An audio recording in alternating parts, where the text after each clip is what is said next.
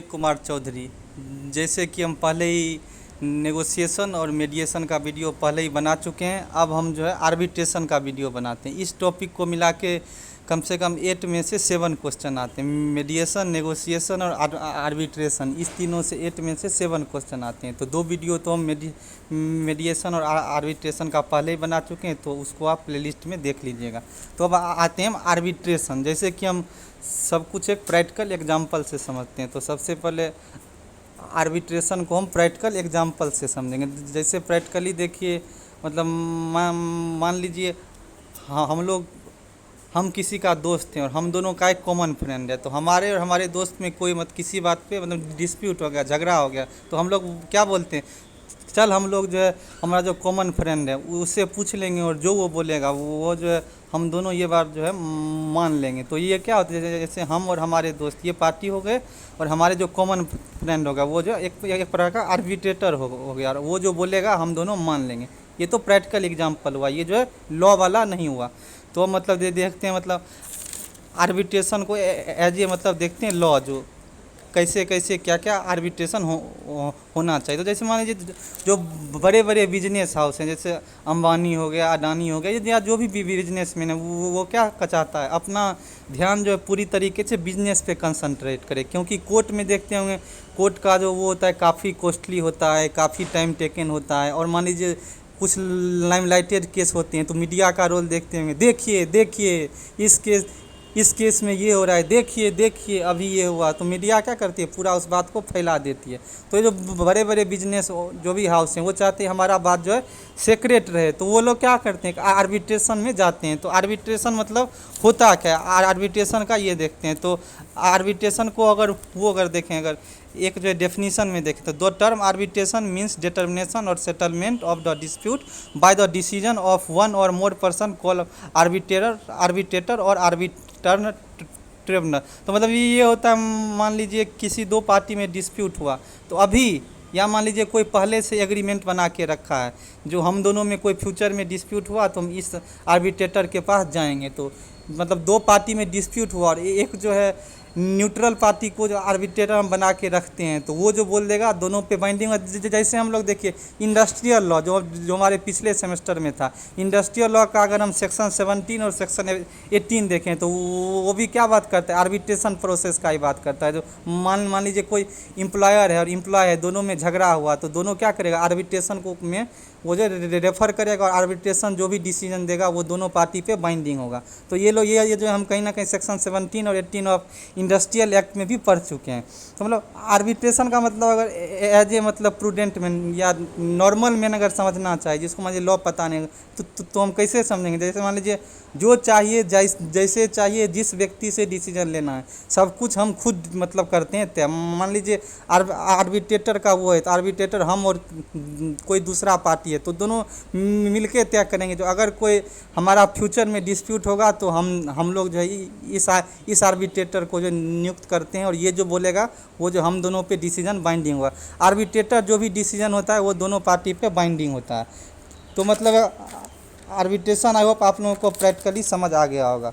तो अब देखते हैं, मतलब आर्बिट्रेशन मतलब किस किस मैटर में जाया जा सकता है। जैसे मान लीजिए कोई मोटर क्लेम है, एक्सीडेंट का, मोटर एक्सीडेंट का है, या मान लीजिए जैसे हम इंडस्ट्रियल लॉ में पढ़े थे, एम्प्लॉय का मतलब डिस्प्यूट है, या मान लीजिए कोई कमर्शियल या ट्रेड रिलेटेड डिस्प्यूट है, जैसे बड़े बड़े बिजनेस हाउसेज जाते हैं, या मान लीजिए कोई मतलब मैट्रिमोनियल डिस्प्यूट है, जैसे कस्टडी ऑफ चाइल्ड। तो हिंदू मैरिज मतलब हिंदू एडॉप्शन एक्ट में हम क्या देखते हैं, कस्टडी ऑफ जो चाइल्ड है वो इसमें हम चाइल्ड का इंटरेस्ट देखेंगे मेन, मतलब चाइल्ड कहाँ जो है खुश रहेगा, कहाँ उसका केयर अच्छा रहेगा। तो उसके लिए हम आर्बिट्रेटर के पास जा सकते हैं। आर्बिट्रेटर बोलेगा देखिए इसको कस्टडी दे दीजिए, तो ये बच्चा जो है वहाँ खुश रहेगा। तो इस प्रकार से ये सब कुछ केस हैं, ये जो है आर्बिट्रेशन के लिए कहीं ना कहीं सूटेबल है। जैसे मान लीजिए कौन कौन सा केस आर्बिट्रेशन के लिए सूटेबल नहीं होगा, तो जैसे मान लीजिए कोई मतलब क्रिमिनल केस है, फ्रॉड हो गया,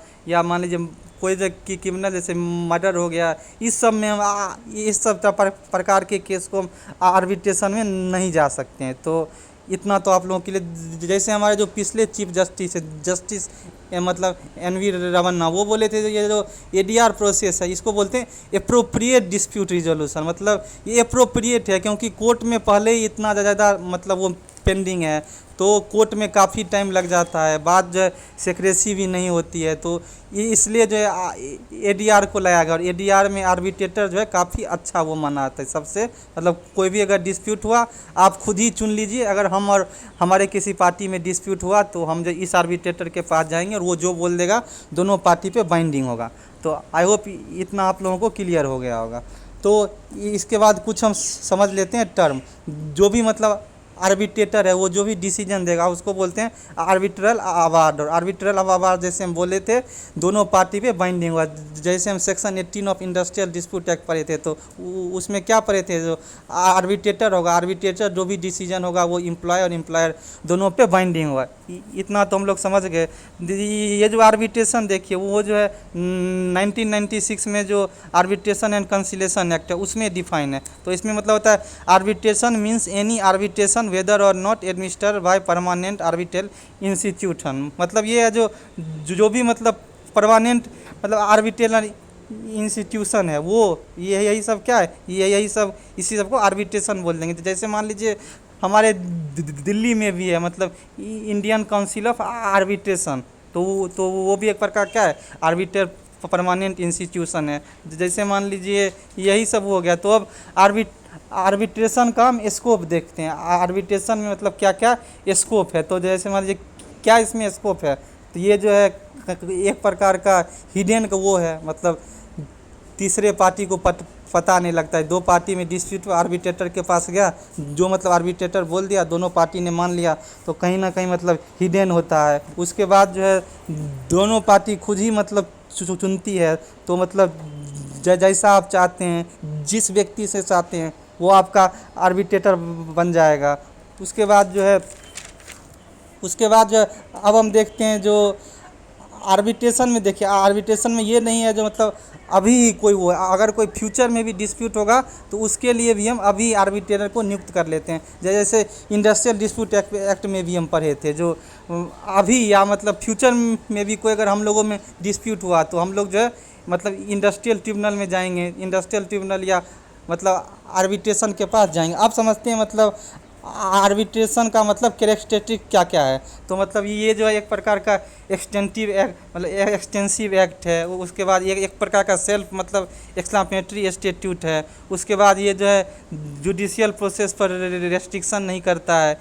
इसके जो डिटेल मतलब प्रोसीजर है, यही सब मेन मतलब वही है। इसका मतलब इम्पोर्टेंस क्या है आर्बिट्रेशन का, तो हम लोग जो है अपने मतलब चॉइस का मतलब आर्बिट्रेशन चुन लेते हैं। उसके बाद ये जो है कहीं ना कहीं प्राइवेसी में रहता है। एक प्रकार से ये क्या होता है, हम इससे जो पार्टी के बीच में रिलेशन भी ख़राब नहीं होती है। उसके बाद हम अपना इमोशनल एस्पेक्ट भी आर्बिट्रेटर को मतलब दिखा सकते हैं। तो ये सब हो गया मतलब इसका मतलब इम्पोर्टेंस क्या है। तो मतलब ये देखते हैं जो आर्बिट्रेशन तो पढ़ रहे हैं, लेकिन ये आर्बिट्रेटर होना कैसा चाहिए ये भी जो है 2022 में पूछा गया है। तो मतलब आर्बिट्रेटर कैसा होना चाहिए, वो जो है नेचुरल जस्टिस को फॉलो करे, मतलब दोनों पार्टी को सुने, बिना सुने हुए कोई मतलब वो नहीं जाए आर्बिट्रल अवार्ड नहीं दे, वो जो है एक्ट जो है फेयरली करे। उसके बाद जो है आर्बिट्रेशन क्या करे, आर्बिट्रेशन हेयरिंग हो रहा है वो जो दोनों पार्टी के मतलब सामने होना चाहिए। उसके बाद जो क्वेश्चन को रेफ़र किया गया पार्टी के द्वारा उसी क्वेश्चन को जो है आर्बिट्रेटर सुने। जैसे इंडस्ट्रियल मतलब इंडस्ट्रियल लॉ में एक केस भी था, जो पार्टी ने कुछ वो किया डिस्प्यूट और आर्बिट्रेटर ये मतलब सुनने लगा ये डिस्प्यूट तो हुआ ही नहीं था। तो सुप्रीम कोर्ट बोली थी आर्बिट्रेटर सिर्फ वही मैटर सुनेगी जो पार्टी ने उसको रेफ़र किया है। तो जो मतलब क्वेश्चन रेफ़र किया जाए आर्बिट्रेटर सिर्फ वही सुने। उसके बाद वो अपना फंक्शन किसी को डेलीगेट नहीं कर सकता है। मतलब जैसे हम लोग एडमिनिस्ट्रेटिव लॉ में डेलीगेट लेसन पढ़े थे, जो पार्लियामेंट जो है कुछ पावर एग्जीक्यूटिव को डेलीगेट कर देते। जैसे मुझे कोरोना हो गया तो कोरोना में तो ये नहीं पार्लियामेंट बैठ के एक बनाएगी लॉ, तो पहले ही मतलब एक्ट के द्वारा जो है एग्जीक्यूटिव को वो कर देती है, जो पावर को डेलीगेट कर देती है। जैसे मान लीजिए एग्जीक्यूटिव ने कई सारे मतलब उस समय डिसीजन लिए थे क्वारंटीन वाला, या मान लीजिए हम लोग मास्क लगा के चलेंगे, तो वो क्या था, कहीं ना कहीं डेलीगेट, एक प्रकार का डेलीगेट लेसन का वो था, एग्जाम्पल था। उसके बाद जो है आर्बिट्रेटर को जो है डिस्क्लोज नहीं करना चाहिए मैटर, तो मतलब यही सब हुआ। एक अच्छा आर्बिट्रेटर में होना चाहिए ही। तो आई होप आप लोगों को ये भी क्लियर हो गया होगा। अब आते हैं सबसे मतलब आर्बिट्रेशन का टाइप क्या क्या होता है। तो मेन मतलब आर्बिट्रेशन का टाइप 4 टाइप होता है। Ad hoc arbitration, contractual arbitration, institutional arbitration and statutory arbitration. तो इसमें इम्पोर्टेंट मतलब 2 है जो प्रीवियस ईयर में भी आया हुआ है, ad hoc arbitration and institutional arbitration. तो हम एक एक करके चारों समझ लेते हैं। तो एडहॉक आर्बिट्रेशन क्या, ये मतलब ये है जो 2 व्यक्ति में मान लीजिए कोई डिस्प्यूट हो गया बिजनेस ट्रांजेक्शन का, तो दोनों व्यक्ति क्या करेगा, दोनों व्यक्ति जो म्यूचुअल कंसेंट से जो है एक जो है आर्बिट्रेटर को नियुक्त कर लेगा। वो जो आर्बिट्रेटर वो नहीं होगा, मतलब इंस्टीट्यूशनल आर्बिट्रेशन अलग है। तो एडहॉक का मतलब किसी को भी नियुक्त कर लेगा, प्राइवेट आर्बिट्रेटर को बोलेगा ये जो बोलेगा हम दोनों मान लेंगे, तो उसको बोलते हैं एडहॉक आर्बिट्रेशन। अब आते हैं इंस्टीट्यूशनल पे, ये प्रीवियस ईयर में अभी आया गया। इंस्टीट्यूशनल आर्बिट्रेशन का मतलब ये होता है जैसे इंडिया में जो 23 अभी रिकॉग्नाइज मतलब आर्बिट्रेशन सेंटर है, जैसे मान लीजिए इंडियन काउंसिल ऑफ आर्बिट्रेशन ये जो दिल्ली में है, ऐसे ही 23 हैं। तो कहीं ना कहीं इस प्रकार के आर्बिट्रेशन का क्या होता है, इंस्टीट्यूशन के पास एक जो है फिक्स मतलब वो होता है, फिक्स होता है लॉ, उसके बाद इस लॉ से हम चलेंगे, ऐसे गवर्न होंगे, इतना मेंबर होगा, तो कहीं ना कहीं इसका एक होता है लॉ। तो ये मतलब इंस्टीट्यूशनल होगा, गवर्नमेंट के द्वारा वो रिकॉग्नाइज किया हुआ। उसके बाद आते हैं मतलब ये दूसरे पे कॉन्ट्रेक्चुअल आर्बिट्रेशन। इसमें ये होता है पार्टी पहले ही डिसाइड कर लेती है, जो अगर कोई फ्यूचर में भी डिस्प्यूट होगा तो हम लोग कोर्ट नहीं जाएंगे, हम लोग जो है आर्बिट्रेटर के पास जाएंगे। तो ये हो गया कॉन्ट्रेक्चुअल आर्बिट्रेशन। अब आता है स्टेटरी आर्बिट्रेशन। तो कहीं ना कहीं आर्बिट्रेशन क्या एक प्रकार का लॉ है, उसके बाद जो भी इसका डिसीजन होगा वो दोनों पार्टी पे बाइंडिंग होगा। तो कहीं ना कहीं आर्बिट्रेशन में इतना आप लोग पढ़ लीजिएगा तो कहीं ना कहीं आप लोगों के लिए मोर देन सफिशिएंट है।